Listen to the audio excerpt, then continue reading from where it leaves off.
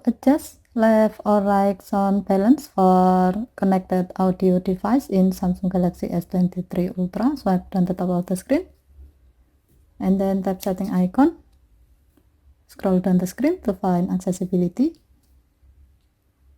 Tap accessibility and then tap hearing enhancement. Next, scroll down the screen. To adjust left or right sound balance of the connected audio device such as headphone or earbuds, slide the adjustment bar below connected audio to the left to add more volume to the left ear, or slide it to the right to add more volume to the right ear.